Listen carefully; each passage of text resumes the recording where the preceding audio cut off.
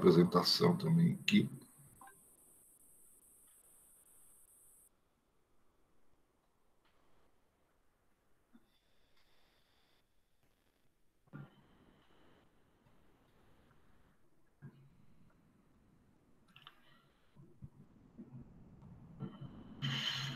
Bom,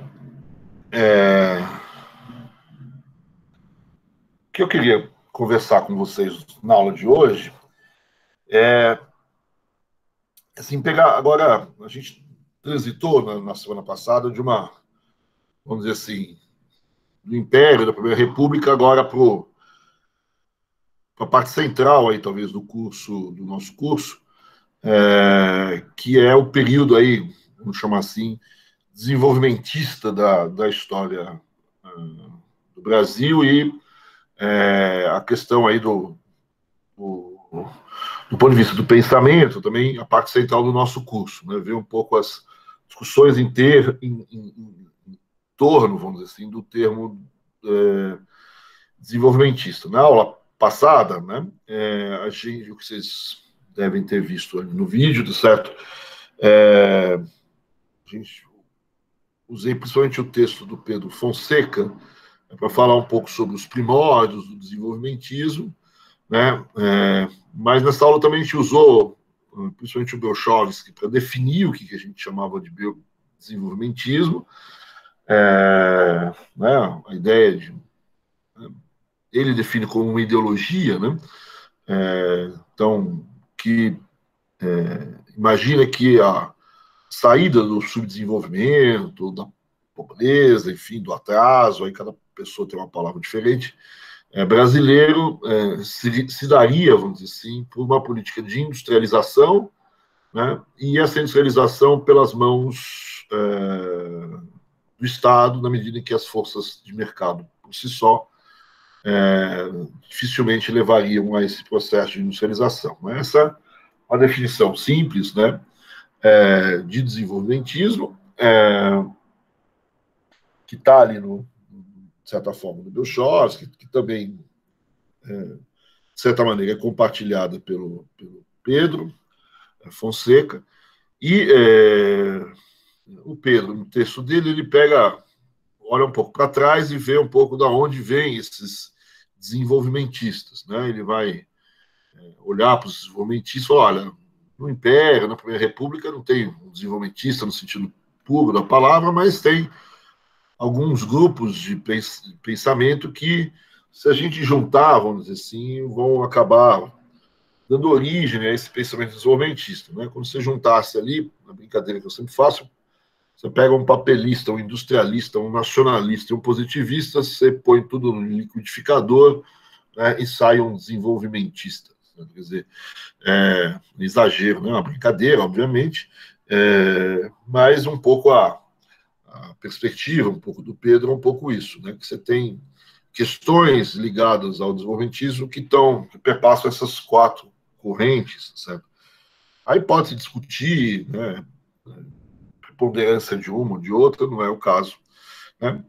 E a partir, né? Então, aí se forma um pouco essas ideias desenvolvimentistas, mas se a gente acompanhar o texto do Belchovsky, certo? O Belchovsky vai olhar para o desenvolvimentismo, que vai se estabelecer, então, grosso modo, aí a partir dos anos 30, 20, 30 principalmente, né?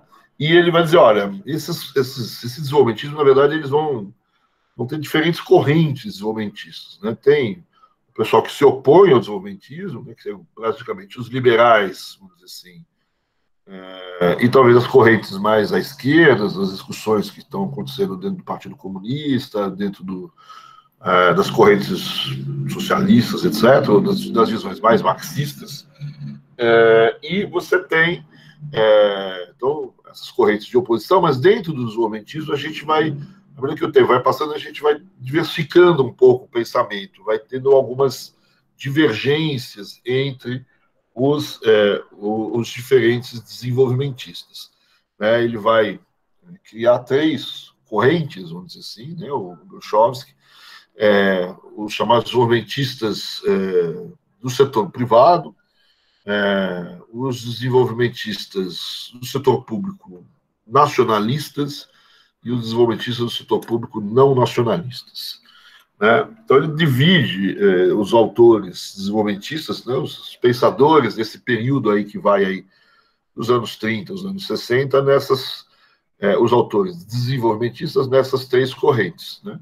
Juntando, então, com o pessoal liberal e com o pessoal mais de esquerda, certo? Você tem aí uma grande visão geral aí do pensamento econômico brasileiro desse período, né, dos anos 30 até mais ou menos os anos 60. E é isso que a gente vai ver nas próximas aulas. Né? Mas, na aula de hoje, certo, o que eu queria fazer é, talvez, estabelecer um ponto onde é sempre difícil, né, de dizer um ponto inicial do pensamento X ou do pensamento Y, né? Mas talvez não um ponto inicial, mas um momento que seja chave aí no pensamento desenvolvimentista, né? Onde eu tenho talvez os primeiros textos mais clássicos, vamos dizer assim, do desenvolvimentismo brasileiro, né? E também as primeiras oposições ao próprio desenvolvimentismo. Então, e esse é o momento que eu queria ver com vocês hoje, a chamada controvérsia do planejamento.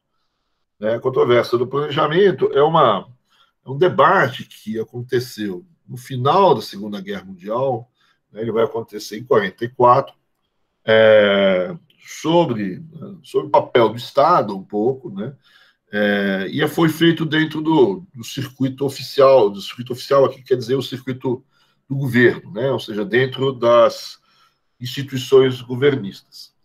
Né, e aqui eu tenho um dos textos dessa, né, isso foi feito, então, por técnicos do governo, não técnicos do governo, né, acho que aqui a palavra não é bem essa, certo? Mas por técnicos, vamos dizer assim, por pessoas que foram convocadas pelo governo a darem parecerem, a emitir opiniões sobre como deveria se comportar o governo em relação à economia brasileira e como essa economia brasileira deveria progredir nos anos do pós-guerra, e qual seria o papel do Estado nesse progresso, nesse futuro aí da economia brasileira. Esse é um pouco o debate, certo? Então, aqui, o primeiro texto é um texto de um autor chamado Roberto Simonsen, que a gente já falou sobre ele nas aulas, principalmente na aula que a gente falou sobre a indústria, né? Também, de certa forma, na aula passada, a gente fez um comentário sobre ele, certo? E ele talvez seja um dos primeiros desenvolvimentistas brasileiros. Ele vai fazer parte daquela corrente que o Miochowski vai chamar de desenvolvimentista do setor privado, que é a corrente inicial, vamos dizer assim, do desenvolvimentismo. Né? O Simonsen, ele escreve vários textos, a gente vai até voltar a ele numa aula mais para frente, certo? E, inclusive alguns antes do texto que faz parte aqui dessa controvérsia do planejamento. Né? Então, talvez a gente pudesse situar o início do desenvolvimentismo em algum desses outros textos do Roberto Simonsen. Mas, independente, certo? Quer dizer, de talvez poder ter algum outro texto que fosse mais sintomático da origem do desenvolvimentismo, isso sempre vai ter alguma controvérsia entre os historiadores do pensamento, né? Então, a ideia de que antes dessa controvérsia, né, provavelmente já tenha algumas discussões, né, mas é o primeiro momento onde, vamos dizer assim, isso chama muita atenção, isso tem alguma coisa escrita mais pesada, isso tem críticas, e as críticas vão ser feitas, então, principalmente pelo Eugênio Boudin, que também é um economista bastante conhecido, talvez o principal líder dos liberais brasileiros, ou dos neoliberais, se alguém quiser, desse período aí dos anos 30, dos anos 60. Né? Então, você tem aqui a ideia de que a gente está pegando um momento singular aí dessa controvérsia, o momento do início dessas controvérsias. Eu vou até daqui a pouco dizer por que é do início, mas talvez, né, como eu disse, você pudesse talvez até achar alguma coisa antes, né, de textos do próprio Simonsen ou de outros autores antes de 44, que aqui é o ano. Mas, enfim, a ideia aqui deixa claro que aqui é um momento sintomático por duas razões, certo? Quer dizer, primeiro, né, tem a ideia desenvolvimentista é muito claramente estabelecida aqui pelo Roberto Simons, né? E recebe também, de maneira muito clara, a crítica, certo? Feita principalmente pelos liberais. E aqui, essa é, no fundo, a primeira razão. A segunda razão é que, a partir dessa controvérsia, certo? Quer dizer, também fica claro algumas deficiências que esses desenvolvimentistas iniciais tinham, né? Dado que, na opinião, não de todo mundo, mas na opinião de alguns, a contundência da crítica do Eugênio Goudin é bastante dura, certo? É bastante feroz, né? E as dificuldades que o Simonsen tem para reagir a essas críticas são bastante nítidas, né, nessa controvérsia. E de modo que isso vai... Essa controvérsia em 44, 45, né, nos últimos anos da guerra, e você tem aí um interlúdio aí de 2, 3 anos, onde eu tenho o início do governo Dutra, que inclusive ele tem certos flertes com o próprio Goudin, com as teses liberais no início do seu governo, mas depois o Dutra muda, ele também vai ser um governo, vamos dizer assim, com uma certa forte intervenção estatal, aquelas coisas todas, promotor da industrialização também. Mas o que eu queria chamar a atenção é que logo depois dessa controvérsia, na verdade, 3, 4 anos depois, vai surgir talvez um segundo elemento importante dentro da ascensão do desenvolvimentismo no Brasil. Então, a gente tem esse primeiro momento, que é o momento do Simonsen, do pessoal como o Simonsen, né? O Simonsen é um representante do empresariado industrial brasileiro, e também é um professor universitário, a gente daqui a pouco vê um pouco a biografia dele. Então, ele é um cara que tem um pedigree relativamente importante, mas, como eu disse, talvez no debate aqui faltou um pouco de consistência teórica. E essa consistência teórica, ela vai, para alguns, certo? Na opinião de alguns, vai aparecer de maneira mais forte 4 ou 5 anos depois dessa controvérsia, quando vai surgir a CEPAL. A CEPAL, a Comissão Econômica para a América Latina, a famosa CEPAL, que nasce no pós-guerra, ela vai se estabelecer ali. A gente, na próxima aula, vou contar um pouquinho a história do aparecimento da CEPAL, seus objetivos, as próprias dificuldades da CEPAL se estabelecer, né? Os Estados Unidos têm uma posição não contrária à CEPAL, mas queria que a CEPAL ficasse mais sob as asas dos próprios Estados Unidos e não sobre as asas das Nações Unidas, onde ela ficou e ainda está até hoje. A CEPAL, aliás, são várias comissões que aparecem no pós-guerra. Tem uma comissão para a Europa, uma comissão, enfim, tem a comissão para a América Latina. A CEPAL é uma das poucas que vigoram até hoje. E a CEPAL, principalmente nos seus textos iniciais, né, você tem o famoso texto de 1949, do Prebisch, e depois os textos seguintes da CEPAL, muitos deles redigidos pelo próprio Prebisch e pela equipe do Prebisch, que já nesse momento conta com Celso Furtado e outras pessoas, vamos dizer assim, vão dar um pouco não sei se seria a resposta ao Eugênio Goudin, mas vão dar uma visão, vamos dizer assim, para esse desenvolvimentismo com uma consistência teórica, uma consistência técnica, talvez, muito mais forte do que tinha o Roberto Simons. Então, eu acho que esse é um pouco a questão aqui da controvérsia do planejamento, certo? Ela, de certa forma, resume um pouco uma forma de pensar pelo lado do dirigismo do Roberto Simons, né? Que a gente vai acabar consagrando como um pensamento desenvolvimentista, mas nesse mesmo momento você vê ainda como ela ainda carece de uma certa melhoria do ponto de vista técnico, né? E essa melhoria do ponto de vista técnico, ela vai ter um grande aporte num momento quase que junto, né? Mas, enfim, 3, 4 anos depois, né? Principalmente, vamos botar 4 anos depois, em 49, com o aparecimento dos primeiros textos cepalinos. Que aí, vamos dizer assim, coloca, vamos dizer assim, a crítica do Eugênio Boudin e de outros numa situação um pouquinho mais complicada, né? Do ponto de vista da argumentação mais genérica, né? Essas argumentações já estão dadas, certo? O ponto aqui são as defesas, as justificativas que você faz para os diferentes pontos de vista, né?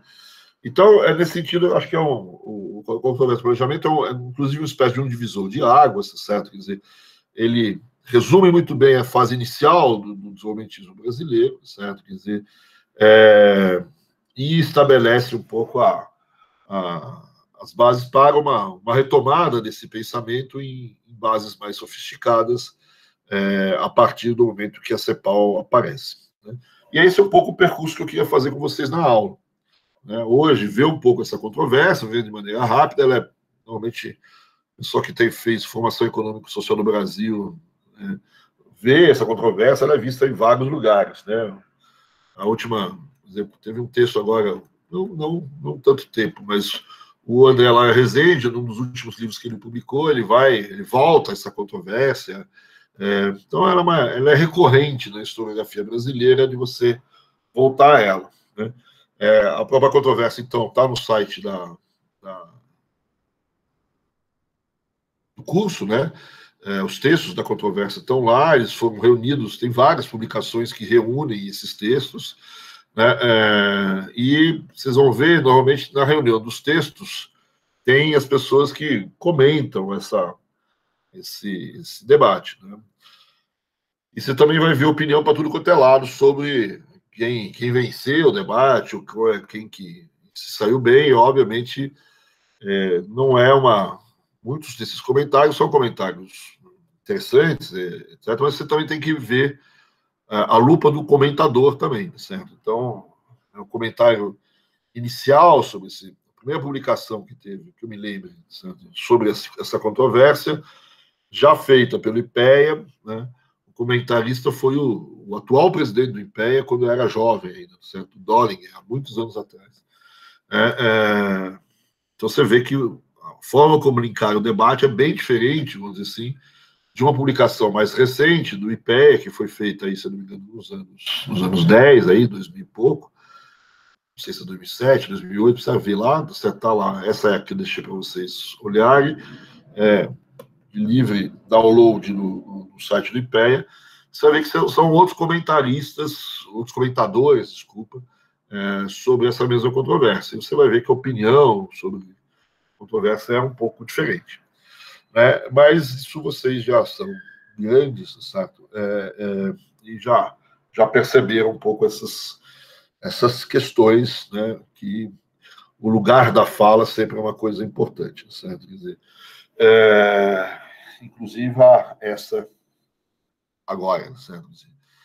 Mas então vamos dar uma olhada um pouco sobre essa controvérsia. A primeira coisa que eu queria chamar a atenção dessa controvérsia é uma coisa que eu já chamei a atenção em aulas anteriores, mas esse período do desenvolvimentismo ele vai mudar um pouco o local e o formato das controvérsias.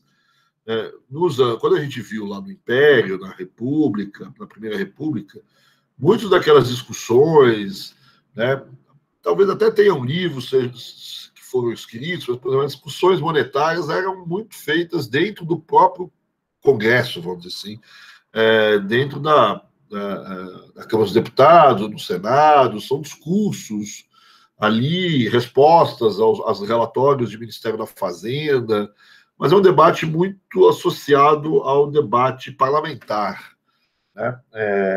As próprias controvérsias em torno da escravidão, né? O texto do Bonifácio, que eu deixei para vocês verem lá, é um pedido, né? Na verdade, é uma proposta de encaminhamento à Assembleia Constituinte de 1823. Né? Enfim. Então, agora, nos anos 30 para cá, esse debate, quer dizer, até porque o Congresso perde muita importância, né? Uma parte importante desse período aí desenvolvimentista inicial ele se dá num ambiente, né, relativamente autoritário, né, que é o ambiente getulista, né, onde tem lá o Congresso funcionando, né, e mais para frente também vai ter os governos militares e tal. Mas o que o Estado vai fazer? O Estado vai desenvolver uma série de instituições, né, o pessoal costuma dizer, o Brasil, sopa de letrinhas, cresce, né, sopa de letrinhas pelas iniciais dessas instituições, né, que vão sendo criadas dentro do governo, a SUMOC, certo? Que vai depois discutir, aí vai ter o BNDE, depois vai ter lá não sei o que, a CFCE, que é a Conselho Federal de Comércio Exterior. Então é um Brasil sopa de letrinhas aí, certo? Quer dizer, ou seja, todas as instituições que já algumas existiam, certo, na Primeira República, mas que com o governo Vargas essa sopa de letrinhas vai se ampliar fortemente, né? A principal delas é o DASP, né, que são do Departamento de Administração do Setor Público, mas fora o DASP você tem a criação de um monte de instituições, etc. Essa é uma história bem legal também de ver, para quem gosta de instituições, administração pública, essas coisas todas. Né? Tem um livro muito legal que chama Rumos e Metamorfose, da Sônia Draime, que conta essa história um pouco dessa ossatura institucional sendo montada no Brasil. E é dentro dessa ossatura institucional, dessas várias instituições que são criadas, que ali vão estar, né, técnicos, né? Esses técnicos não necessariamente são funcionários públicos que se dedicam exclusivamente àquela instituição pública. Alguns, sim, são isso, mas essas instituições públicas, elas muitas vezes convocam pessoas da sociedade civil que vão ali trabalhar dentro dessas instituições, ou vão trabalhar para essas instituições, com essas instituições, enfim, vão transitar dentro dessas instituições, inclusive a pedido do ministro, do presidente, né? Por exemplo, o Vargas vai criar a chamada assessoria econômica da presidência, que vai ter um papel fundamental durante o governo dele, e tem um papel muito grande na criação ali, principalmente daquele desenvolvimentismo nacionalista, né, que o Brechov se chama atenção. Por exemplo, os desenvolvimentistas não nacionalistas, né, ligados a Roberto Campos, a Lucas Lopes, muitos deles vão estar dentro do BNDE. Né? Então, uma grande parte dos debates econômicos brasileiros vão se fazer dentro dessas instituições. Então, a gente vai ter, muitas vezes, a nossa fonte são relatórios, são textos, ou então são livros que são coletâneas de textos que foram escritos num debate interno do governo. Então, você tem vários debates internos dentro do governo que dão uma boa parte da tônica, vamos dizer assim, das discussões em torno do desenvolvimentismo. E esse é o caso aqui, né, do debate da controvérsia do planejamento. São textos internos ao governo, né, certo? Quer dizer, escrito por técnicos que não são funcionários públicos necessariamente, eles vão muito além disso, né, certo? Quer dizer, nada contra o funcionário público, né, certo? Mas o Roberto Simons, sim, é presidente da Confederação Nacional da Indústria, né, certo? Quer dizer, professor da Escola Paulista, da Escola de Sociologia e Política de São Paulo, recém-criado. O Eugênio Goudin, ele vamos dizer assim, de várias empresas, ele é do conselho de várias empresas, e ele é também professor de economia, mas eles não estão aqui muito falando a partir das universidades, né? Eles estão falando de dentro do governo, como a gente vai ver.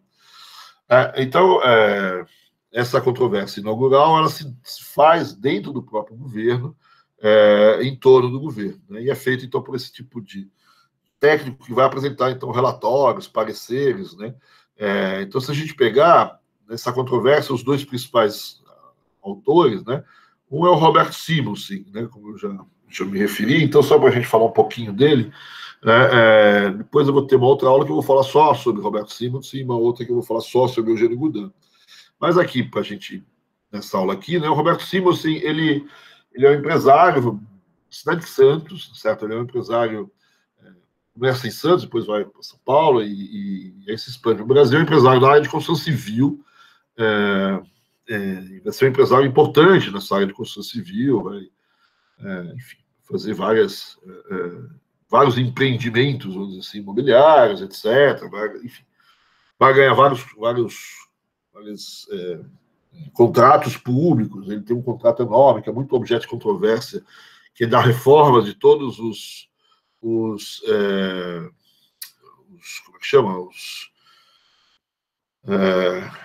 Militar tem os quartéis do governo, todas as fortalezas, etc. Enfim, um contrato esquisito. Mas ele é, então, empresário, ele vai ser líder empresarial, sabe? Ele é uma espécie de um dos fundadores da Confederação Nacional da Indústria, etc. Mas ele é professor, né, professor de história. Talvez vocês tenham, se vocês já fizeram formação econômica no Brasil, vocês tenham já se deparado com um livro dele, que é esse aqui, famoso, né, História Econômica no Brasil. É um dos primeiros livros de história econômica pesados no Brasil que a gente usa. Talvez hoje não se use mais tanto, mas é a fonte, por exemplo, do Furtado, é a fonte de muita gente, certo? E ele dá aquela coisa dos ciclos da economia colonial, é um pouco em cima disso. Ele tem outros livros de história. Como assim, o Furtado não é original, professor? Não, ele é original, tá certo? Mas o Furtado, esses caras todos têm problema com dados, né? De onde eles vão tirar os dados, tá certo? Então, o que eu estou dizendo é que uma parte dos dados do Furtado, tá certo? Quer dizer, ele pega do Simonsen, certo? Outras ele pega por si só, certo? Mas a grande referência do Furtado, quando ele escreve, é o livro do Simonsen, certo? Então, a parte das informações que ele tem é dele. Ele tira do Simonsen. O Simonsen, Caio Prado, né, que é o outro, certo? Tem mais um também, que é o Capistrano de Abreu, que é importante. Então, mas do ponto de vista econômico, certo? Caio Prado e Simonsen são as referências principais aí para o Celso Furtado, e uma parte do trabalho do Simonsen é um pouco essa questão do levantamento de informações, etc. Porque uma das controvérsias grandes, só para ficar, certo? Uma das controvérsias gigantescas que tem hoje em torno do Furtado é a questão dos dados, né? Quer dizer, a acusação de uma parte da historiografia, não sei se vocês fizeram isso em formação econômica no Brasil, mas é que o Celso Furtado, certo? E isso vem também está no Caio Prado, e de certa maneira também está no Roberto Simonsen, tem uma visão excessivamente externa da história da economia brasileira, né? Está muito baseado nas exportações. Então, todos os ciclos da economia brasileira, inclusive os ciclos que o Simonsen faz, são os ciclos ligados às exportações, né? E o Caio Prado começa também, né, a visão de que a colônia é uma empresa exportadora. O Furtado, todos eles seguem nessa toada, certo? Quer dizer, de que a economia brasileira tem um viés externo muito pesado, e toda a dinâmica da economia brasileira depende desse viés. A tese de alguns autores, não tão recentes já, né, tem uns 30 anos, né, 40 anos, certo? É de que tem um certo exagero nessa visão exteriorizada, vamos dizer, da economia brasileira, e de que os ciclos internos da economia brasileira podem ser até mais importantes do que esses ciclos externos da economia brasileira. Ou seja, a movimentação econômica interna no Brasil foi pouco estudada, não é certo? Quer dizer, e segundo alguns autores aí mais pretensiosos, não é certo? Eles pretendem que ciclos internos de renda, não é certo? Circuitos internos de renda possam até dar uma dinâmica para a economia brasileira bem diferente da dinâmica dada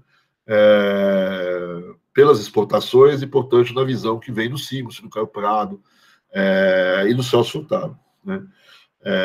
E aí se reconhece que, na verdade, não existem dados muito grandes desses circuitos internos de renda, até porque muitas vezes esses circuitos internos não são monetizados, são muitas trocas, são escambos, etc. E às vezes você pode até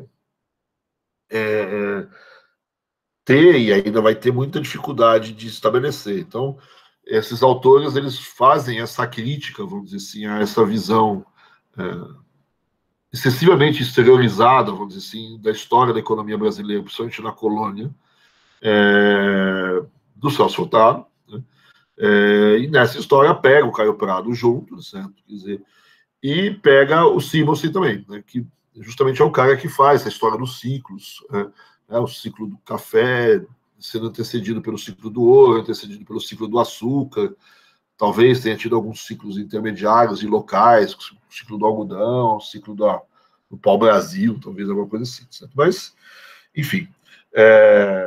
Então, o Simonsen, ele tem esse lado. Voltando aqui ao Simonsen, né? Então ele trabalha aqui, ele tem um lado também importante na administração pública, né? Na administração pública não, desculpa, na administração, as teorias de administração no Brasil, certo? Aí é o lado empresário dele, certo? Ele tem aí a ideia de trazer uma administração mais moderna para as empresas brasileiras, visão talvez um pouco diferente da forma como você lida com os trabalhadores, etc. São todos aspectos, talvez a gente converse um pouquinho mais sobre eles mais para frente, mas, enfim, não é. Daqui a pouco a gente volta. Mas ele tem aí uma história um pouco mais complicada. Como eu disse também, ele é líder empresarial, né? Ele fundou o que seria a Fiesp em São Paulo, certo? Eu ainda não tinha esse nome, e depois o que seria a Confederação Nacional da Indústria. Né? Então, ele é uma liderança empresarial muito forte. Né? E enquanto liderança empresarial, certo? E aí também vai ser político, enfim, ele vai ser convidado, então, pelo governo a compor uma série de comissões e de conselhos, etc. Né? E nessa altura do campeonato aqui, ele trabalha no Conselho Nacional de Política Industrial e Comercial, que é um órgão que dá as diretrizes do Ministério do Trabalho, Indústria e Comércio. E aqui, como relator, como membro desse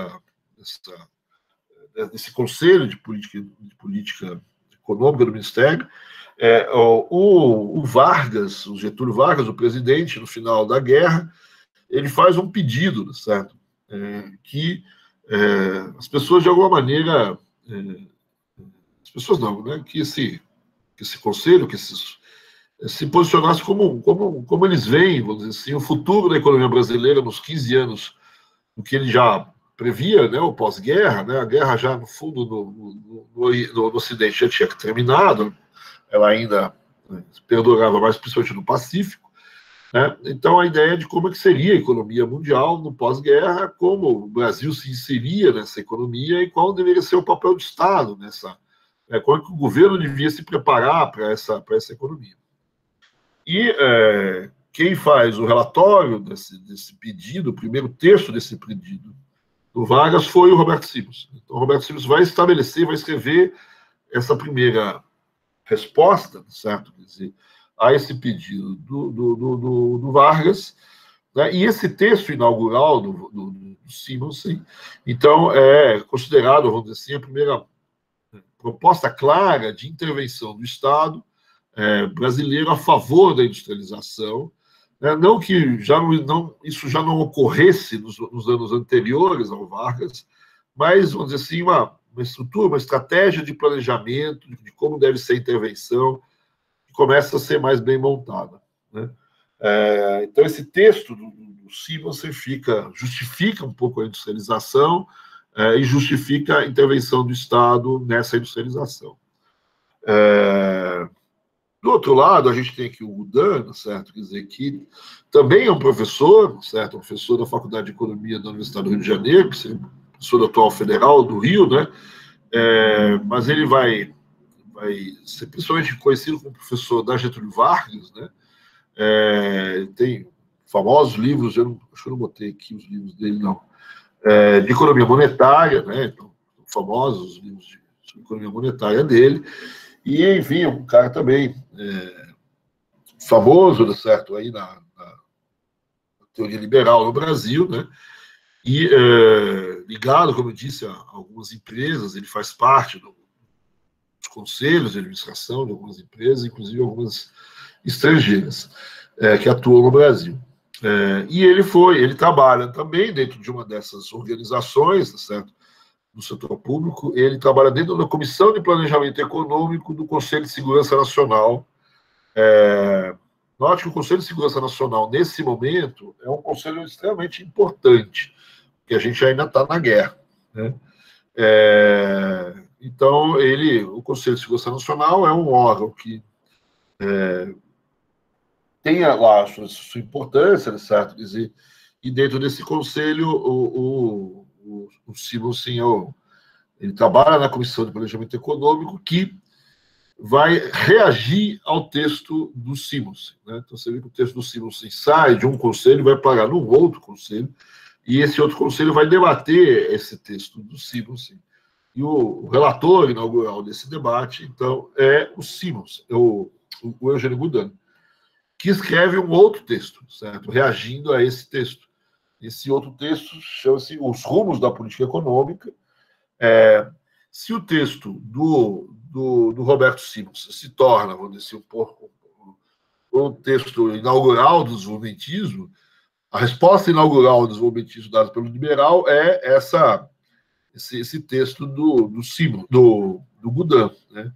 Que virou, então, uma espécie de manifesto liberal contrário às ideias desenvolvimentistas, né? Então, esse debate aqui vai se estabelecer, né?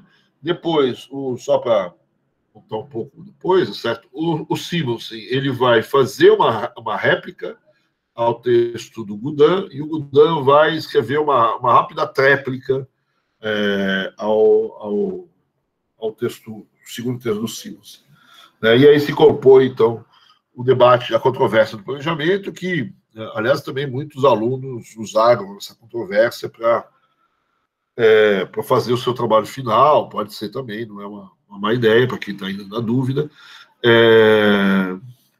O que talvez fosse mais interessante do que fazer um trabalho sobre a controvérsia, como já tem muita coisa escrita sobre isso, é fazer um trabalho sobre a controvérsia, certo? Quer dizer, como os leitores da controvérsia leem essa controvérsia de forma diferente, certo? Quer dizer, talvez fosse uma inovação ainda, certo? Quer dizer, mas, enfim, como eu vejo, então, a controvérsia, certo? Como que eu vejo o debate, certo? Quer dizer, então, como eu disse, aqui estão os textos, né, do debate, o relatório apresentado pelo Simonsen, né, que depois vai aparecer em texto com outro nome, vai aparecer com uma planificação da economia brasileira, o rebate do parecer do Conselho Nacional, a réplica, desculpa, do Eugênio Goudin na Comissão de Planejamento Econômico. Depois, então, o parecer do Roberto Simonsen sobre a réplica do Roberto Simonsen sobre o parecer do Eugênio Goudin, e depois uma carta do Eugênio Goudin, então, sobre essa última réplica. Então, são os 4 textos principais que começam em 44 e terminam em 45, mais ou menos, durante um ano, uma coisa parecida com isso, esses debates, né? Então, o que a gente tem, certo? Quer dizer, como eu disse, a pergunta era, né, para onde vai a economia brasileira, qual o cenário da economia brasileira nesse cenário internacional que está acontecendo, né? E, no fundo, o debate... muitos autores acham que o debate é em torno da industrialização, né? De você defender a industrialização. Eu não acho que a questão da industrialização em si seja uma questão de muito conflito aí, certo? Na verdade, tem posições diferentes entre o Goudin e o Simonsen em torno da industrialização, mas acho que não é necessariamente... O Goudin nunca se colocou necessariamente como uma pessoa excessivamente agrarista ou que era contra a industrialização, ou anti-industrialista, certo? Quer dizer, para ele não tem problema a indústria crescer, se desenvolver, etc., né? O problema principal do Goudin, certo, é o aumento da produtividade da economia brasileira, e se esse aumento da produtividade tiver que vir a partir da indústria, que seja, certo? E a indústria, o problema todo, certo? Quer dizer, o grau, na verdade, é o grau de intervenção para essa industrialização acontecer, né? Tipo de intervenção, a direção dessa intervenção, o formato dessa intervenção. Então, o Simons se vai defender a industrialização e uma forte intervenção do governo para promovê-la. O Gudin não é exatamente contra a industrialização. Para muitos, inclusive, para o João Paulo do Reis Veloso, que foi ministro do Planejamento durante um período, até a intervenção não é... O Gudin, no fundo, é um liberal que não é tão liberal assim, certo? Ele aceita intervenções públicas, né? O Fábio Barbieri, que diz que o nosso grande liberal, no fundo, é um grande defensor também da intervenção pública, que é o Eugênio Gudin, né? Não é necessariamente contrário a toda intervenção pública, não é um radical liberal como a gente conhece alguns, certo? Quer dizer, então, a disputa, certo, é muito sobre qual forma de intervenção, certo? Quer dizer, o grau da intervenção, o tamanho dessa intervenção, os principais agentes dessa intervenção, né? Então, o tamanho da intervenção, o tipo de intervenção que talvez seja mais objeto do debate, né? Como eu disse, para o Gudin, a industrialização pode até ser uma consequência do processo de desenvolvimento do Brasil, ele não é contra, ele não é um defensor agrarista de que o Brasil tem uma vocação agrária e a indústria é um artificialismo que não deve acontecer. Como diria, né, se o mercado levar a isso, né, um mercado bem organizado, etc., se o mercado levar a indústria, que seja, certo? A indústria vem bem, certo? Porque eu preciso resolver problemas, né, de emprego, certo? Eu preciso resolver problemas de uso dos fatores de produção, então não há problema. Mas não uma industrialização que é excessivamente forçada pelo governo. Talvez esse seja o principal problema do debate, né? O que o Simonsen diz? Certo? Para pegar o texto inicial dele, né? O Simonsen diz que ele vai dizer que ele tem medo sobre o futuro da economia brasileira, né? E não é sobre o futuro da economia brasileira, né? Ele tem um medo sobre a situação da sociedade brasileira de uma maneira geral, né? Quer dizer, ele olha para os países centrais, certo? E vê, né, os países centrais com problemas, obviamente, porque tinham guerra, mas ele não tem nenhuma dúvida, certo, sobre a capacidade desses países de suplantar o problema do fim da guerra e de sair se desenvolvendo de maneira muito, muito forte, certo? Tem até, ele não deixa isso ter no texto, mas é muito claro para muitos desenvolvimentistas brasileiros, vamos dizer assim, né, e até não desenvolvimentistas brasileiros, que a guerra, certo, ela traz uma coisa para os países europeus, os Estados Unidos, que venceram a guerra, que é um salto tecnológico gigantesco, né? Então, para muitos autores, a guerra foi vencida, em parte, pelo domínio de uma tecnologia moderna. Houve uma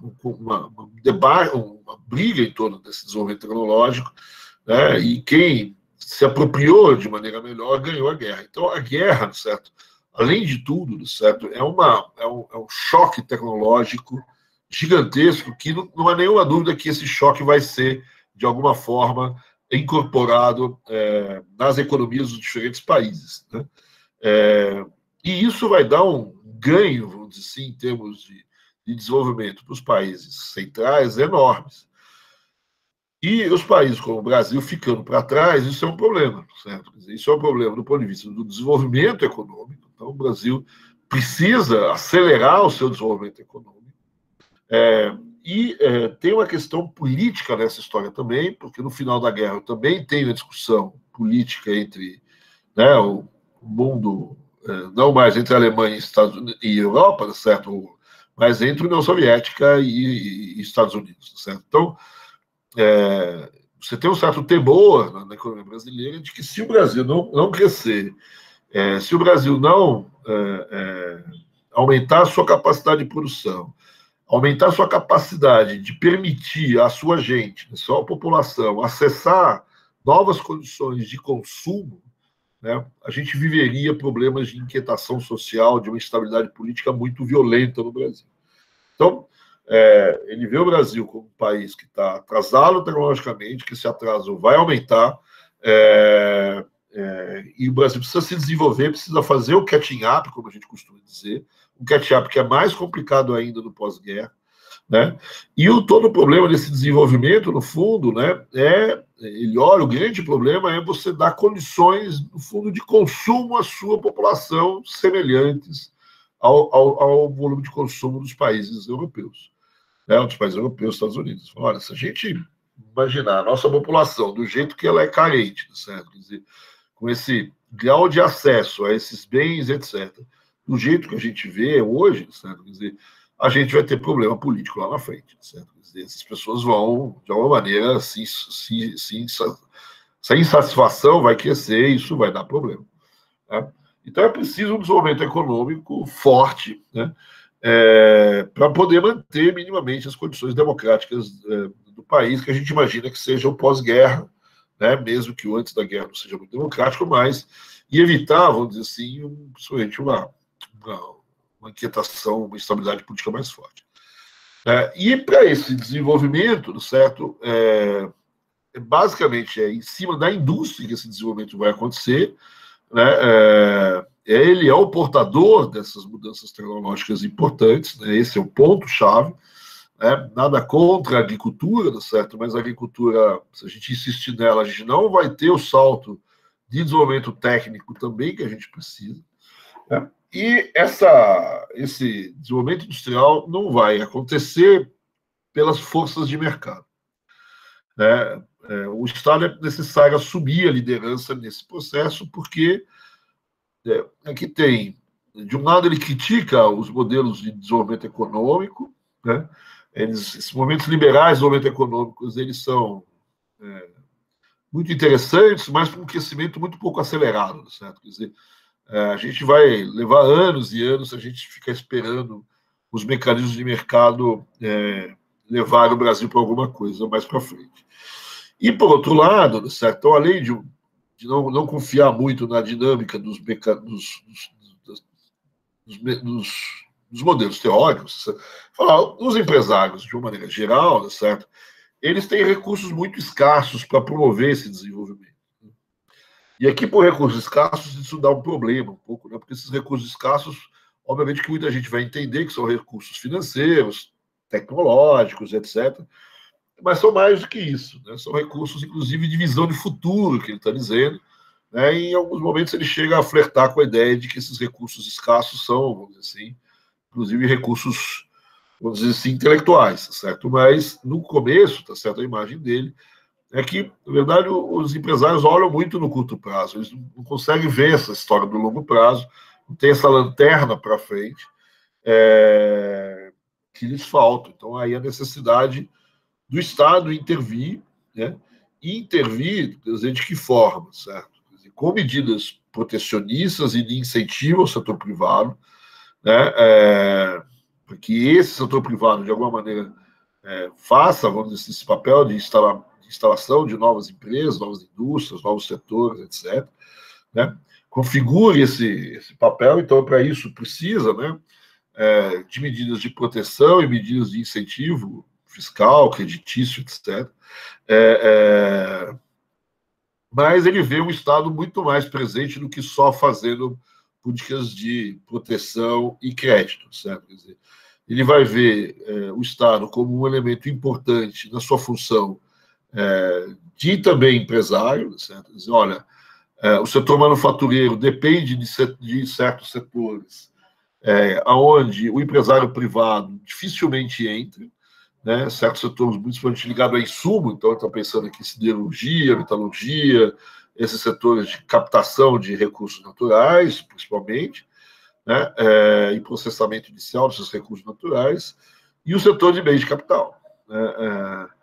Então, ele está aqui defendendo, inclusive, a questão das empresas que já acabaram de ser criadas, certo?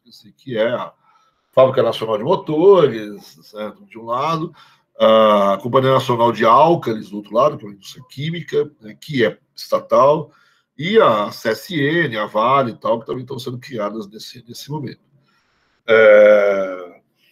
Então, esse é um papel importante do Estado, E, por outro lado, certo, um outro papel importante do Estado é ele, de certa forma, ser um intermediário financeiro dessa história. Fala, olha, o sistema financeiro brasileiro até que é relativamente desenvolvido, mas é preciso essa parte de tirar o dinheiro da poupança e colocar do lado do investimento em locais corretos, né, que é no setor industrial, etc., a intermediação financeira privada vai ser difícil. Né? Eu preciso que o Estado entre nesse processo de intermediação financeira. E em relação, por exemplo, ao acesso à poupança externa, ele não é contra necessariamente, né? Mas ele vê muito a questão do capital estrangeiro de uma forma mais ou menos assim, certo? Olha, o capital estrangeiro ele é bem-vindo no Brasil, mas é um capital estrangeiro que vem, de um lado, de um empréstimo do governo ao governo brasileiro. E o governo brasileiro pega esse dinheiro e destina esse dinheiro. Né? Ou seja, não é um capital estrangeiro no sentido de multinacionais que vêm para o Brasil se estabelecer aqui e trabalhar. Né? É um capital que é obtido na forma de empréstimos, enfim, de algum tipo de financiamento ao setor público ou a alguma empresa do setor público, e essa empresa do setor público, esse banco do setor público, ele, por sua vez, redistribui esse recurso para as empresas, enfim, para dentro do país. Então, ele não vê muito com bons olhos a vinda de capital estrangeiro diretamente aqui, certo? Quer dizer, aqui a defesa é desse tipo de intermediação. Que, na verdade, vai ser a ideia do BNDES. Né? A ideia do BNDES, na verdade, foi essa. Não foi nesse momento aqui, certo? Mas o BNDES era, em parte, para ter recebido recursos que vinham de fora do Brasil, né? Do Exim Bank americano, Banco Mundial, depois, etc., e ele redistribuísse esse recurso aqui dentro do Brasil. Essa é a ideia original, que é um pouco o que o Simos está defendendo aqui. Né? Como eu disse, essas ideias elas não são necessariamente originais aqui do Simos. Ele usa muito essas ideias de uma missão anterior, né, que você tem cheio de missões estrangeiras que veio ao Brasil, e uma missão em particular, a missão Cook, que veio aqui a partir de um pedido do Vargas, que faz ao Roosevelt, e o Roosevelt manda alguns oficiais, alguns técnicos para cá, e essa missão Cook, apesar de ser uma missão americana, é uma missão que não é exatamente de caráter liberal. Olha, essas missões que vieram para o Brasil, cada uma tem uma característica diferente. A missão Cook e a Comissão Mista Brasil e Estados Unidos, elas têm caráter, vamos chamar assim, meio que desenvolvimentistas também. A missão ABINC já não, já é uma missão com uma característica mais liberal, assim como outras que antecederam a missão Cook. Então, a missão Cook também olha e também tem o mesmo, vamos dizer, a mesma percepção, certo? Quer dizer, da necessidade de elevar o padrão de vida brasileiro, que esse padrão de vida brasileiro poderia ser induzido a crescer pelas exportações, mas eles reconhecem que o comércio internacional não foi tão favorável assim às nações periféricas como foi talvez para outras nações, né? Então, eles acabam defendendo, né, apesar de ser uma missão norte-americana, algum grau de substituição de importações, essa necessidade da modernização tecnológica da indústria brasileira, e também essa questão financeira, certo? A necessidade de você ter fluxos de capital destinados ao setor industrial. Então, um órgão que regule esses fluxos de capital seria importante. Você tem, então, essas ideias, como eu disse, estão lá na missão Cook, ela já, antes da CEPAL e antes do CIPO, você tem outros lugares onde parte dessas ideias você pode ler, certo? Quer dizer, já dentro do governo, uma parte, vamos dizer assim, dos planos do DASP também tem um pouco essa ideia de planejamento, de investimentos, etc. Isso é muito ressaltado no chamado primeiro Congresso Brasileiro de Economia, em 43, mas são todas ideias que não foram muito para frente. Né? Então, se ele acaba capitalizando um pouco essa ideia da necessidade de um crescimento acelerado no mercado interno, ele dá uma justificativa política para isso, certo? Quer dizer, a ideia de que o setor exportador ele não é exatamente o grande portador desse desenvolvimento, ele aqui também vai fazer a defesa de que o Brasil ele precisa tomar cuidado com a sua vulnerabilidade externa, isso é uma coisa que já vinha de algum tempo, né, de que quando, né, a gente vivia uma época já de guerra e o Brasil tinha dificuldades com certas importações, né, apesar do Brasil ter bastante dinheiro durante a Segunda Guerra Mundial, não é uma grana que falta, a gente tem uma balança de pagamentos superavitária, reservas relativamente altas, mas mesmo assim a gente também tinha carestia de vários produtos, etc. Então, a busca de autossuficiência em alguns setores era uma coisa importante. E o Estado como elemento privilegiado aí nesse papel, certo? Quer dizer, fazendo então a necessidade de um planejamento, de órgãos de planejamento que planejem esses investimentos, essa industrialização, que inclusive intervenham do ponto de vista financeiro, do ponto de vista até produtivo nessas economias, certo? Então, essa é um pouco a visão do Simons, certo? O Gudin, certo? O Gudin, quando ele escreve o texto, ele vai dar a ênfase que, basicamente, a maior parte dos críticos aos desenvolvimentistas dão, né? Faz uma crítica à própria ideia de desenvolvimentismo, de intervenção do Estado, mas o soco no fígado, vamos dizer assim, né? O soco daquilo que pega, certo? Falou, olha, Simons, muito legal o teu plano, muito bacana, mas uma das coisas mais importantes que está acontecendo durante a Segunda Guerra Mundial no Brasil é um problema inflacionário, né? E, segundo o Gudin, se a gente entender o plano do Simons, assim, se a gente não tomar cuidado, ele vai dar em mais inflação ainda, certo? E diz o Gudin, o Simons simplesmente não toca na questão da inflação. Nesse primeiro texto que ele escreve, o Simons não faz referência à questão inflacionária. E o Gudin vai dizer, olha, a gente tem um problema sério aí nesse plano, aí, certo? Quer dizer, a economia brasileira, no final da guerra, está numa situação de plena capacidade produtiva, certo? A gente vive uma situação de pleno emprego, né?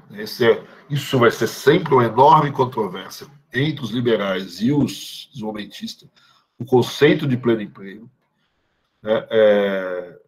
O Gudin vai afirmar a ideia de pleno emprego, né? E as políticas de expansão que o Simons se pretende, elas, numa situação já de pleno emprego, elas não vão aumentar o crescimento, elas vão aumentar o problema inflacionário.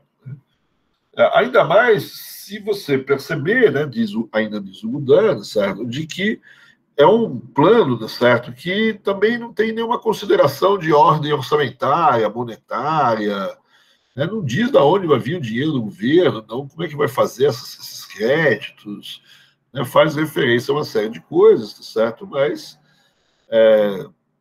deixa subentender que esses investimentos públicos vão ser financiados de alguma maneira com expansão monetária, né? O que vai complicar o processo, certo? E essa política de crédito que você vai conceder ao setor privado, né? Como você não tem aí possibilidade de aumentar a oferta, certo? No curto prazo, certo? O que você vai fazer, né? Se o cara quiser receber o crédito para montar uma indústria, né, vai ter dificuldade de montar essa indústria, certo? Quer dizer, o que vai acontecer, segundo o Gudin, é que vai aumentar o preço dos armazéns, dos estabelecimentos, para você comprar, porque o cara recebeu o crédito, está lá pressionando. Mas dificilmente você vai transformar isso em armazém novo, em prédio novo, em coisas novas, certo? Então, essa é um pouco a tônica da crítica, certo? E aí ele vai continuar, falar, olha, ainda mais numa economia onde a política é de fechamento da economia brasileira, né? A política tarifária de dificultar as importações, certo? Então, eu não consigo aumentar a oferta, não deixo o produto de fora entrar, quer dizer, de novo, só vou ter inflação. Se eu quiser fazer alguma coisa contra a inflação, a primeira coisa a fazer, além de uma política de crédito mais rígida, e não sair concedendo empréstimo para todo mundo, certo?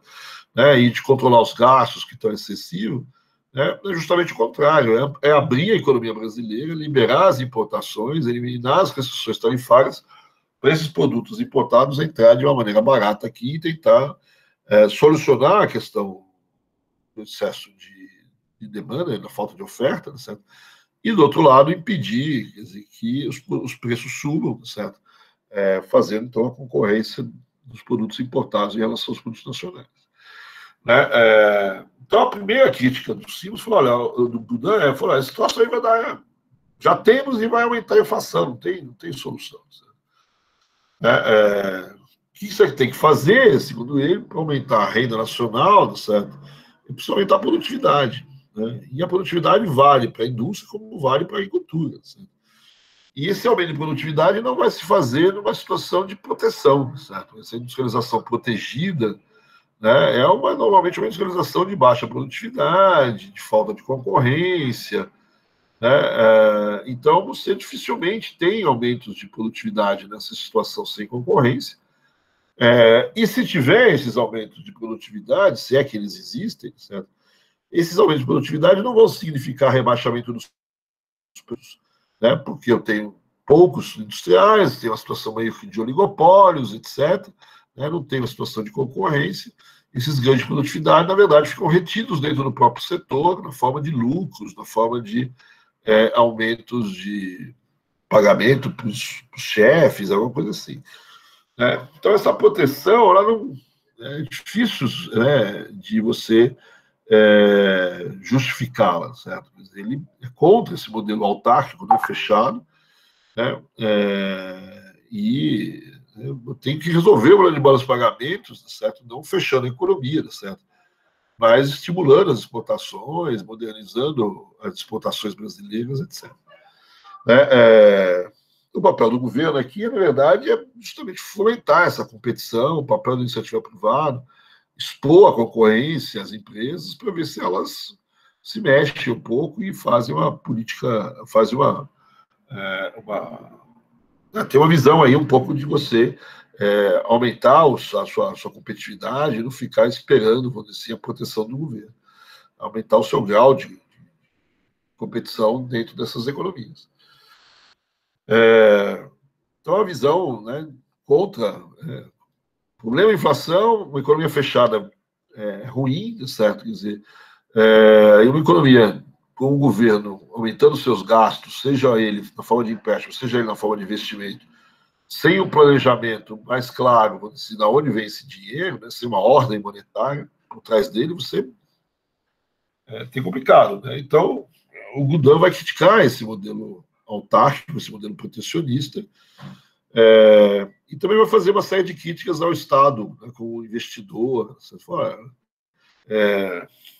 esse Estado ele gera muita ineficiência, né? As empresas estatais elas têm problemas de responsabilização, né?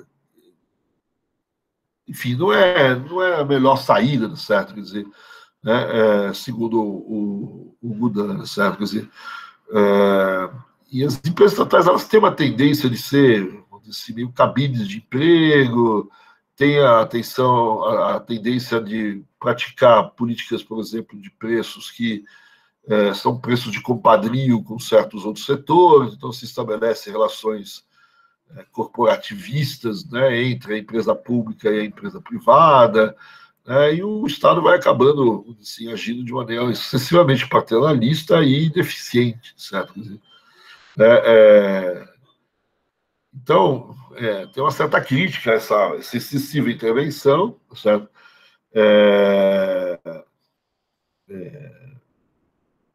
E o Budan também vai fazer bastante crítica à própria ideia de planejamento, né?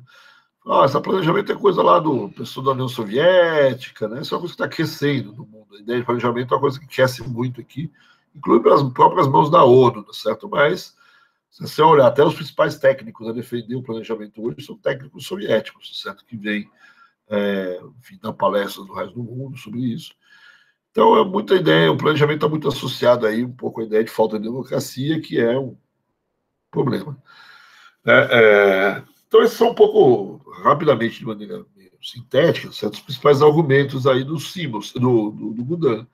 O problema da desorganização monetária, o problema da falta de competição e da proteção, e a questão dessa intervenção do Estado, na verdade, gerando relações de compadrio entre setor empresarial e o setor... Ele faz insinuações um tanto fortes até sobre essa relação não muito produtiva, vamos dizer assim, entre os empresários e o setor público. A coisa é que a gente vai hoje usar muito a palavra rent-seeking, né, para definir. Não precisa ser necessariamente uma corrupção, certo? Mas o que a gente está imaginando aqui é que os empresários eles se acomodam por debaixo dessas políticas de proteção, né, e acabam, vamos dizer assim, defendendo a manutenção dessas políticas, ao invés de tentar, vamos dizer assim, melhorar sua capacidade técnica, enfim. Então, você tem aí um conjunto clássico dos liberais fazendo a crítica ao Simonsen, né? E os argumentos do Simonsen também são relativamente clássicos. De defesa do Estado, proteção, crédito, finanças, etc.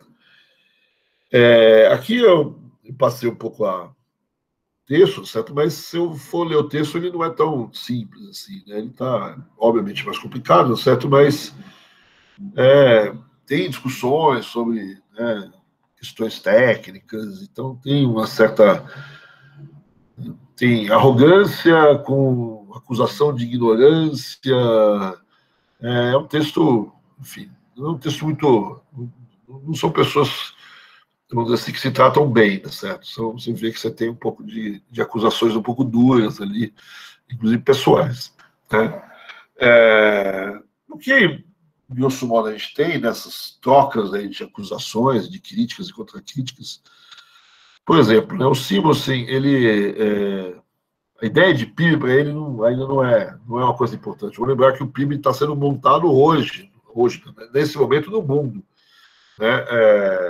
As primeiras técnicas de contabilidade social, né, estão sendo empreendidas agora, durante a guerra, no final da guerra, né, que as Nações Unidas que vão difundir essa técnica de contabilidade social.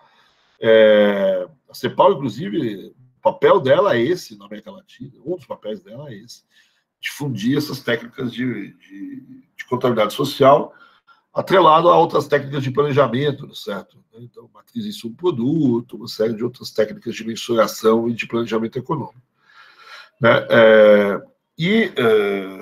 Nessa discussão, certo? Quer dizer, você percebe que o Simonsen ainda não domina perfeitamente esses usos dessas técnicas, principalmente defende o planejamento, etc., mas as técnicas de planejamento ainda não é exatamente uma coisa que o Simonsen defenda com perícia, certo? Quer dizer, os dados que você usa, de novo, certo? São dados, às vezes, um pouco complicados, né? Por exemplo, o Goudin acusa o Simonsen de confundir produção com consumo, né? Então,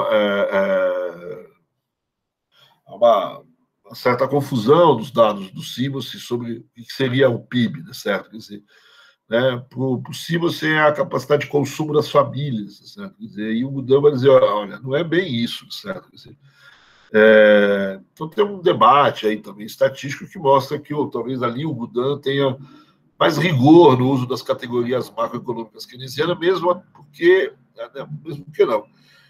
Até porque, vou dizer assim, uma parte dessas categorias ainda são muito recentes, elas estão sendo montadas nesse momento. Mas você percebe o Goudin talvez com um domínio melhor disso e o Simonsen fazendo algumas confusões. E o Goudin, muito atualizado, vamos dizer assim, do ponto de vista das teorias econômicas, o que faz aí um pouco dá um pouco uma certa vantagem para o Goudin nesse debate, é um pouco o que o Dollinger, que é um dos analistas iniciais do debate, diz, certo? Que da briga Goudin-Simonsen, talvez o Goudin tenha saído vitorioso, até porque está apontando questões que são prementes, né? A questão da inflação é uma questão fundamental na saída da guerra, né? Enfim.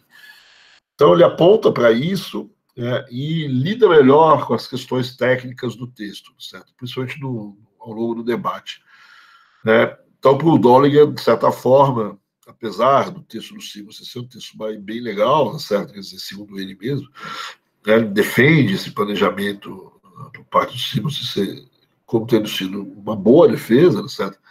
né? Tecnicamente, naquele momento, os argumentos do Gudin parecem fazer mais sentido. E traz um certo desconforto para o pessoal do Simons, né? Para as hostes aí simonsistas. Você percebe que você dá uma trabalhada aí nessas questões para justificar certas coisas e para enfrentar os contra-argumentos do Gudin, né?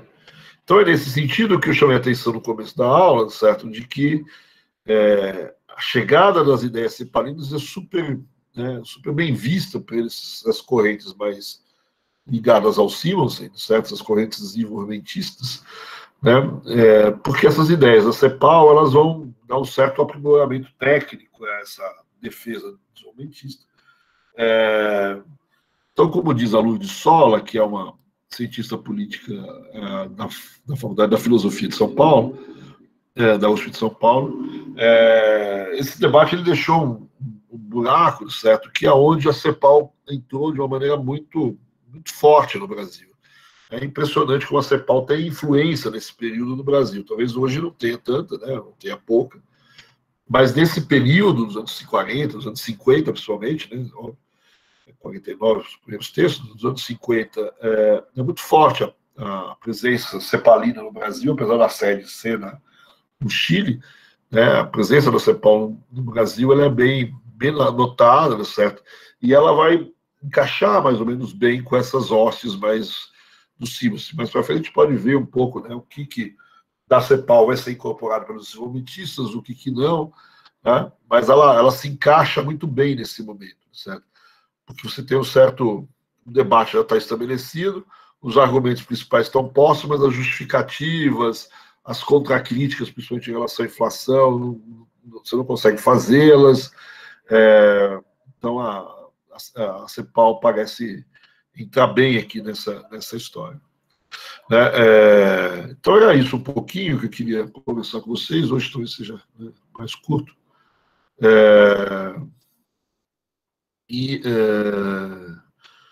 A gente conversar aí um pouco sobre esse período.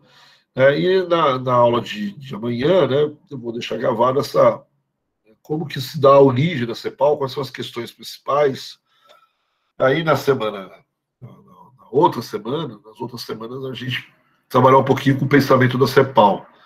A gente tem, na semana que vem, acho que tem Corpus Christi e tal. A gente pode ter uma aula. Tem uma figura que eu sei que vocês veem pouco na faculdade, certo? Que é uma figura importante, que é o Prebisch, que é o líder da CEPAL.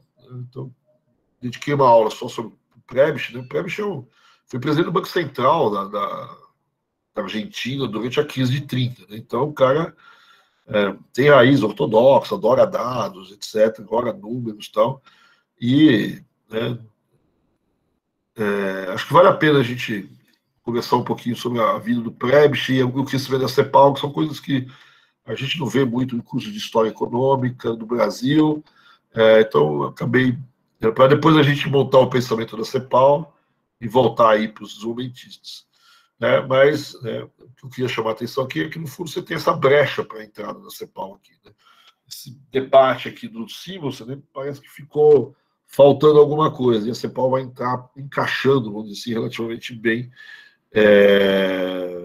dentro dessa visão desenvolvimentista e fortalece, vamos dizer assim, um pouco tecnicamente. A CEPAL ela vem pelas Nações Unidas, certo? Como um órgão que vai trabalhar com os países latino-americanos, não só a questão do pensamento cepalino, lá, que é uma coisa que particularmente ela desenvolve, mas oficialmente dentro das Nações Unidas, ela traz todas as técnicas, né, de planejamento e no fundo, de contabilidade social. Né? A contabilidade social nasce aqui, não a contabilidade. A contabilidade social, coisa do PIB, das contas nacionais, da montagem dos dados, né, que é fundamental para o planejamento. Então, as contas nacionais, as matrizes, né, matriz econômica, né, que faz a inter-relação entre os setores, né, essas matrizes macroeconômicas, as matrizes setoriais. Então, todas essas técnicas de mensuração e de planejamento, né, a CEPAL tem o papel de difundir essas técnicas que estão sendo criadas, debatidas e montadas dentro da ONU, né? E ela traz isso para o Brasil, para a América Latina de uma maneira geral. Esse é o papel dela. Mas, junto com isso, né, a CEPAL vai trazer não só essas técnicas de planejamento, como a defesa de uma intervenção maior do Estado, certo? Tendo em vista o processo de industrialização, mais ou menos como o Simon se defendeu aqui. E para fazer essa defesa, ela monta, ela estrutura um pensamento talvez com melhores condições técnicas que o Simonsen tinha, apesar de muita gente criticar, né? Não é uma unanimidade o pensamento cepalino, muito longe disso, né? Mas dá uma consistência maior, apesar das críticas todas, ao pensamento desenvolvimentista que vai se desenvolver no Brasil aí principalmente nos anos 50 e agora. É isso. Vocês têm alguma pergunta, alguma dúvida? Professor, Fala, cara. teve alguma coisa que foi desenvolvida na CEPAL que foi absorvida pela ortodoxia? Eu acho que tem várias questões que a ortodoxia teve que debater, que teve que enfrentar. Por exemplo, essa crítica, a CEPAL vai fazer uma das grandes críticas da CEPAL é a tese Prebisch-Singer da queda dos termos de troca. Na verdade, mais do que a queda dos termos de troca, a ideia de que baseava a teoria clássica sobre as vantagens comparativas, a técnica das vantagens comparativas, a CEPAL não vai destruir a teoria das vantagens comparativas, ela vai se contrapor, etc. Mas os liberais vão manter a teoria das vantagens comparativas, mas eles vão ter que enfrentar um problema dentro da teoria das vantagens comparativas, que é a ideia de que a teoria das vantagens comparativas vai dizer que todos ganham com o comércio internacional. E vai manter essa discussão. Agora, o problema é que nem todos ganham nem todos ganham igual, e a repartição dos ganhos é um problema. Um ganha muito mais do que o outro, certo? Então, ele vai ter que começar a enfrentar esse tipo de questão. Certo? Não, todo mundo ganha com o comércio. Tudo bem, certo? Todo mundo ganha com o comércio, mas olha só como esses aqui ganham menos do que aquele, certo? Quer dizer, então, a repartição dos ganhos não é a mesma, certo? Então, mesmo que a teoria das vantagens comparativas tenha ficado de pé, não se aceite a tese do CEPAL, etc., de uma maneira geral, vamos insistir no comércio, mas a ideia de como fazer um comércio um pouco mais justo vai ter que, de alguma maneira, ser incorporado, certo? Da mesma maneira, do outro lado completo, nada do comércio, certo? A questão da inflação, certo? Quer dizer, a inflação das correntes tradicionais, sejam liberais ou sejam as ortodoxas, certo? Tem explicações ou monetaristas, ou ligadas ao déficit público, ou inflação de demanda, certo? Quer dizer, a questão de inflação de custos, ou de inflação por escassez de oferta, certo? Quer dizer, falta de determinados produtos fundamentais, de alguma maneira também vai ter que ser levado em consideração. Então, você vai aparecer, olha, a inflação pode ser de demanda, pode ser de custo e tal. Não vai incorporar a ideia da inflação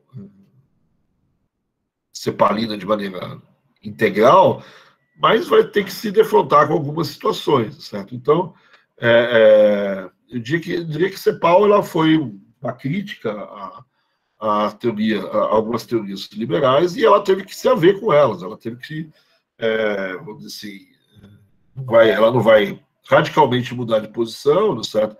Mas vai ter que se defender, vai ter que explicar certas situações que ocorrem, vai ter que aceitar certas coisas. Falou, não, talvez a ideia dos preços caindo tal tem a ver com a elasticidade de renda dos produtos.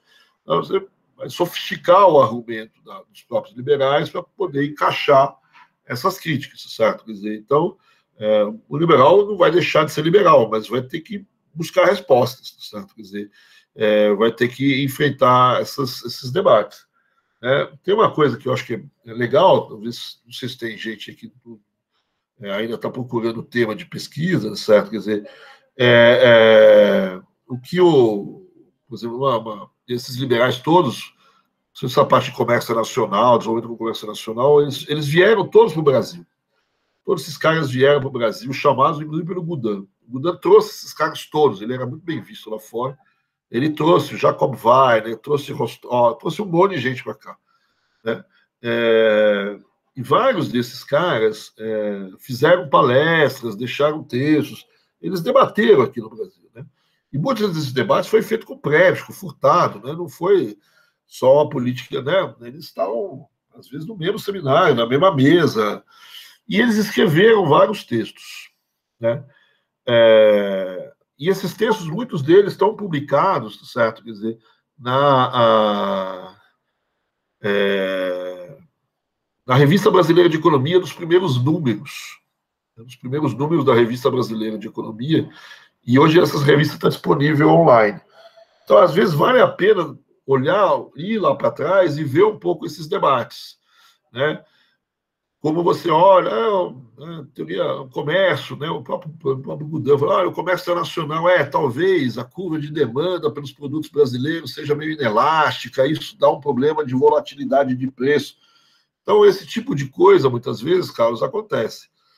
E você pode perceber essas tentativas de resposta a questionamentos feitos pelo pensamento cepalino, talvez nesses debates que aconteceram nos anos 50, que a gente pode talvez lê-los na Revista Brasileira de Economia aí dos anos 50. Né? Tem alguns números que tem. Precisa procurar, certo? Precisa dar uma procurada. Acho que não tem nenhum lugar que diz onde estão exatamente os textos, mas vários estão lá. Talvez até alguns não tenham, mas com certeza você tem alguma sequência de propostas dos liberais ali, um pouco uma espécie de como esses caras conversaram com a CEPAL, porque muitas vezes eles vinham para cá para debater com o pessoal da CEPAL, às vezes não diretamente, mas às vezes indiretamente. Então, você vê que ali não é exatamente o livro texto, né? Está discutindo com... olha, os preços estão caindo no Brasil das exportações brasileiras. O que aconteceu? Talvez aqui seja uma questão, olha, mas tem um ciclo e tal.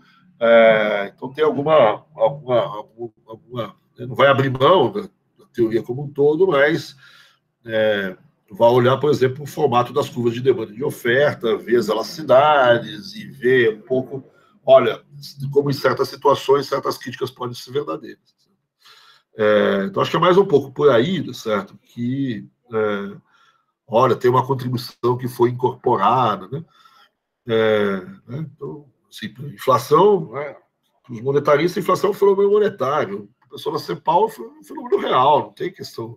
Pode ser até monetário, até aceito, mas tem situações onde não tem excesso de oferta, não tem um problema de oferta de moeda, e os preços estão subindo, certo? Quer dizer, os preços estão subindo porque está faltando, certo? Está faltando alguns preços chaves, e esses preços chaves eles irradiam para os outros, né? Então é um fenômeno real, certo? É uma questão de um estrangulamento setorial que explica a inflação. Então, em algumas situações, certo, você vai pegar mesmo um ortodoxo como o Bulhões, por exemplo, vai acabar aceitando certas... Quando eles montam, vamos dizer assim, a visão, por exemplo, que eles têm de inflação no Paegues, tem ali alguns pedaços da tese de que a inflação tem um lado de custos, tem um lado de preços, enfim, não é completamente só um fenômeno monetário. Né? Então, ele acaba incorporando alguma coisa, apesar, vamos dizer assim, de continuar defendendo os pontos de vista deles. Tudo bem? Certo. Beleza. Deixa eu desligar aqui uma gravação. Vocês têm outras questões?